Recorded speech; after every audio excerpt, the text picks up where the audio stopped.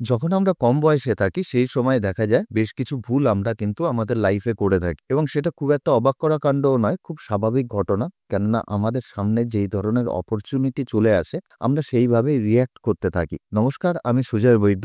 আজকে আলোচনা করব কোন 5টি ভুল কারোর বয়স যদি 15 থেকে 30 বছরের মধ্যে হয় কোনোভাবেই করা উচিত নয় এবং করলে আগামী দিনে কিন্তু বেশ কিছু সমস্যা আমাদের চলে আসতে পারে। তাহলে বন্ধুরা, শুরু করা যাক আজকের ভিডিও। 1 নম্বর হলো ইগনোর স্কিল ডেভেলপমেন্ট। এখন সোশ্যাল মিডিয়ার যুগ এবং তার জন্য দেখা যাচ্ছে বহু ছেলে মেয়ে আছে যারা কিনা সোশ্যাল মিডিয়ায় কন্টেন্ট বানাতেই ব্যর্থ হয়ে যাচ্ছে এবং সেখানে ভুলেরও কোনো কিছু নেই। কেননা আমরা যদি দেখতে পাই যে সোশ্যাল মিডিয়ার একটা বিরাট বড় গ্রোথ হয়েছে এবং সেই গ্রোথের কারণে বহু ছেলে মেয়ে চাইছে তারা জানি এই সোশ্যাল মিডিয়ায় কন্টেন্ট তৈরি করতে পারে এবং সেটা করতে গিয়ে আমাদের একটা জিনিসের ভুল কিন্তু আমরা করে ফেলছি, সেটা হলো স্কিল ডেভেলপমেন্ট। স্কিল ডেভেলপমেন্টের দিকে আমরা যাচ্ছি না, এমন কিছু সস্তার কন্টেন্টের দিকে আমরা চলে যাচ্ছি যেগুলো করে ইনিশিয়ালি দেখা যাবে যে আমাদের ভিউ চলে আসলো, এছাড়া দেখা গেল যে আমাদের একটা চ্যানেল এক জায়গায় দাঁড়িয়েও গেল, কিন্তু কালকের যে আনসার্টেনটি আছে সেটার কথা কিন্তু আমাদের মাথায় থাকছে না। কালকে সোশ্যাল মিডিয়া নাও থাকতে পারে,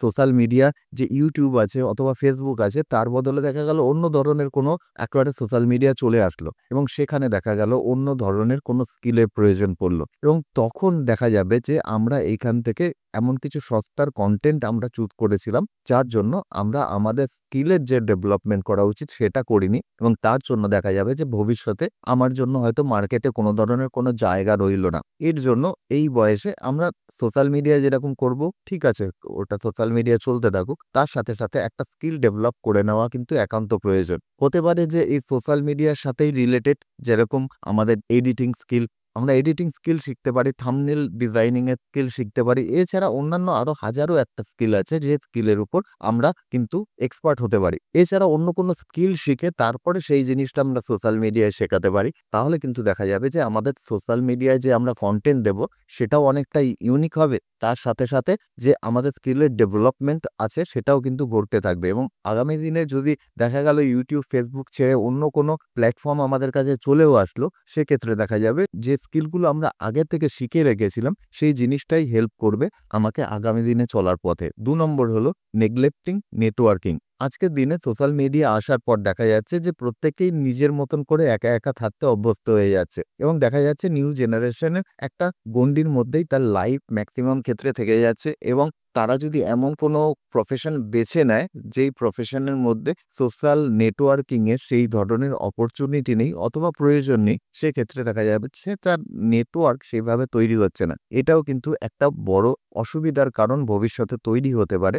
সোশ্যাল নেটওয়ার্কিং একটা ইম্পর্টেন্ট রোল প্লে করে আমাদের লাইফে, শুধুমাত্র আমাদের প্রফেশনাল লাইফে যে প্লে করে এমন কিন্তু নয়, এছাড়া আমাদের পার্সোনাল লাইফেও কিন্তু প্রয়োজন পড়ে এই সোশ্যাল নেটওয়ার্কিংয়ের। কখনো কখনো দেখা যায় যে কোনো কোনো কাজ করতে গেলে আমাদের বেশ কিছু অসুবিধায় পড়তে হয়, সেই সময় আমাদের যদি নেটওয়ার্ক স্ট্রং থাকে তখন আমরা কারোর কাছে কোনো ধরনের হেল্প নিতে পারি, কিন্তু আমার কাছে যদি নেটওয়ার্কিংই ঠিক না থাকে তাহলে আমরা কিন্তু কারোর কাছ থেকে কোনো ধরনের হেল্প আমরা সেভাবে চাওয়ার অপরচুনিটি আমাদের কাছে থাকে না।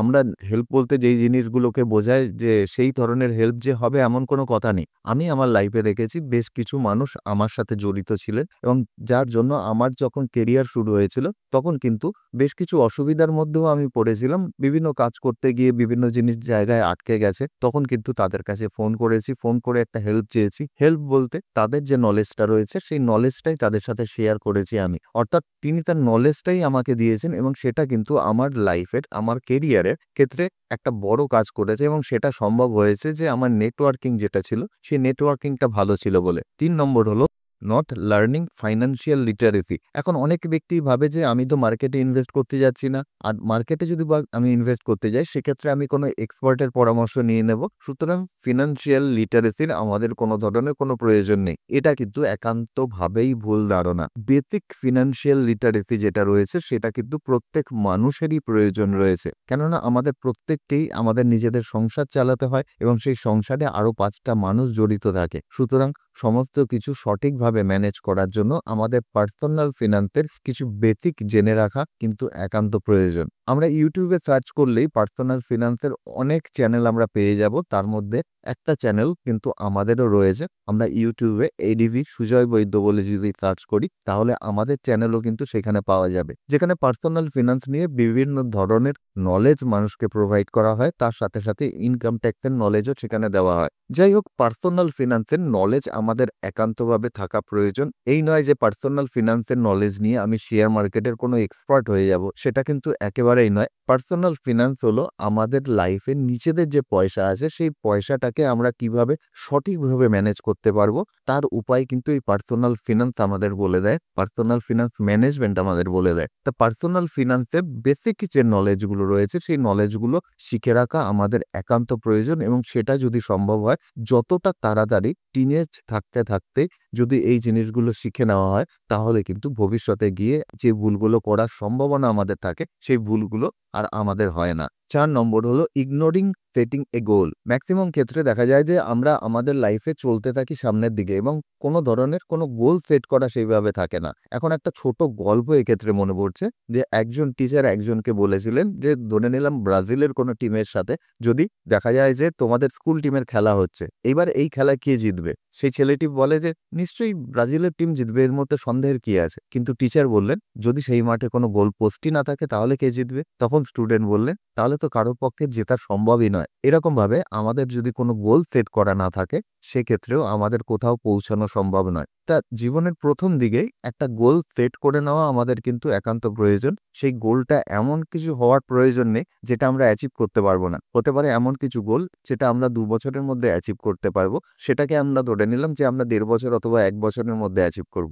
এখন কেউ বলতে পারে যে ওই গোল অ্যাচিভ হয়ে যাওয়ার পরে কি? ওই গোল অ্যাচিভ হয়ে যাওয়ার পর আমরা কিন্তু চাইলে আরো একটি গোল সেট করতে পারবো। এইভাবে চললেও কিন্তু আমরা ছোট ছোট গোল সেট করেও আমরা আমাদের লাইফে যে সাকসেস সেই সাকসেস আমরা পেতে পারি। আর 5 নম্বর হলো নিজের হেলথকে ইগনোর করা। ইয়াং এজে ম্যাক্সিমাম ক্ষেত্রে ছেলে মেয়েদের ক্ষেত্রে কি হয়, শরীরের উপর অত্যাচার করলেও সেই অত্যাচারের যে ফল আছে সেই ফল কিন্তু বোঝা যায় না। মনে হয় জানি কোনো কিছুই হয়নি, আমি লেট নাইট পার্টি করলাম, এছাড়া দেখা গেল আমি জাঙ্ক ফুড খেলাম, কোনো ধরনের কোনো এফেক্ট আমার শরীরে পড়বে না, না কোনো গ্যাস না কোনো অ্যাসিডিটি, কোনো কিছু হবে না। কিন্তু দেখা যাবে যে 35-40 যখন পেরোবে আস্তে আস্তে কিন্তু শরীরে বেশ কিছু সমস্যা দেখা শুরু করবে, এবং তার কারণ কিন্তু এই নয় যে আমি আমার 35-এর পরে কোনো গন্ডগোল করা শুরু করেছি। তার কারণ হলো আমি 20s অথবা আর্লি 30s-এ আমি এমন কিছু ভুল করেছি এবং করে চলেছি যার জন্য তার এফেক্ট এখন দেখা দিচ্ছে। এতদিন পর্যন্ত আমাদের শরীরের যে ইঞ্জিন আছে সেই ইঞ্জিন ভালো ছিল বলে সেই জিনিসটা বাইরে আসছিল না, এখন খালি বাইরে আসছে, আগের মতন সেই জিনিসটা আমরা হজম করে নিতে পারছি না। তা আমাদের ইয়াং এজে থাকতে থাকতেই শরীরের উপর নজর দেওয়া কিন্তু একান্ত প্রয়োজন। না হলে কিন্তু আমরা যতই ইনকাম করি না কেন একটা সময় আসবে যখন ওই ইনকাম আমাদের হেলথের পেছনেই খরচা হয়ে যাবে। আশা করি ভিডিওটি ভালো লাগবে। যদি ভিডিওটি ভালো লাগে বন্ধু বান্ধবের মধ্যে শেয়ার করার অনুরোধ রইল। তাহলে দেখা হচ্ছে নেক্সট ভিডিওতে, ততক্ষণের জন্য বাই।